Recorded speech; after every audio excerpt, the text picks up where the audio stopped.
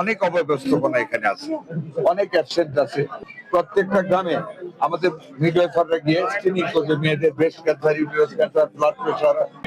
পূর্বতন 17টা বছর ফ্যাসিস্ট সরকারের আমলে না কিনেছে ভ্যাকসিন, না কিনেছে ওষুধ, টোটাল লুটপাট করেছে। বিনা লোক কবল নেয় নাই, যন্ত্রপাতি কিনেছে, যন্ত্রপাতি জংকার ধরে বিভিন্ন জায়গায় পড়ে আছে। 18 কোটি টাকার ক্যান্সার রেডিওথেরাপি মেশিন খুলনা এবং ফরিদপুরে পড়ে আছে, এক একটা 18 কোটি টাকা দাম, এখনো দাম 11 কোটি টাকা। এত টাকা চুরি করেছে। যাই হোক, অতীতের সমালোচনা করে তো লাভ নেই। আমরা বর্তমান স্বাস্থ্য ব্যবস্থাকে নতুন ভাবে সাজাতে চাই। আমরা উপজেলা লেভেলে 101 সজ্জা উন্নতি মানে কাজ শুরু করেছি, 101 সজ্জা করার জন্য। সেইখানে মডার্ন প্যাথোলজি থাকবে, মেয়েদের এবং ছেলেদের জন্য আলাদা ফিজিওথেরাপি থাকবে, ব্রেস্ট কর্নার থাকবে, অত্যাধুনিক প্যাথোলজি থাকবে। এবং ভবিষ্যতে আমরা স্পেস রাখতেছি আগামী বছরের দিকে আমরা উপজেলা লেভেল পর্যন্ত কিডনি ডায়ালিসিস নিয়ে যাবো 10 সজ্জায়। এখন আমরা জেলা মেডিকেল কলেজ হাসপাতালে 50 সজ্জার কিডনি ডায়ালিসিস এবং জেলা হাসপাতালে 10 সজ্জার কিডনি ডায়ালিসিস আমরা করতেছি। এগুলো হলো আসার কথা। আরো অনেক কার্যক্রম আমরা গ্রহণ করতেছি। Community clinic, primary health care, আমি শেষ করি।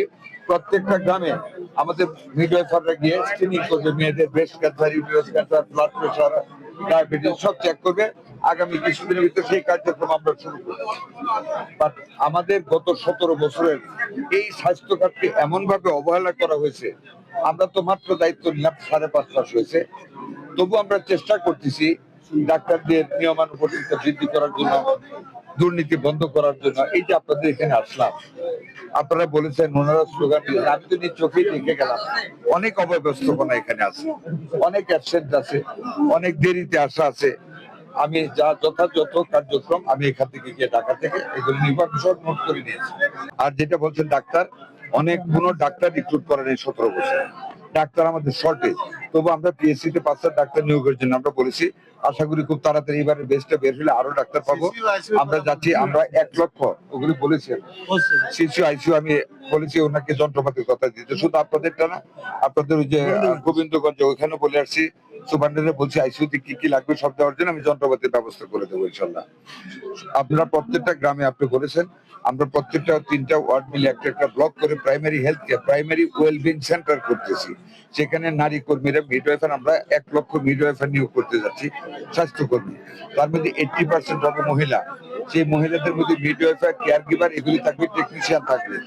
আমাদেরকে একটু সময় দেন, ইনশাল্লাহ আমরা জনবল নিয়োগ করতে যাচ্ছি। এটার জন্য নতুন জনবল নিয়োগ করতে যাচ্ছি, সব তালিকা আমি নিয়ে গেছি। একটু সময় দেন, মাত্র তো আমরা দায়িত্ব নিলাম, সব ঠিক হয়ে যাবে ইনশাল্লাহ।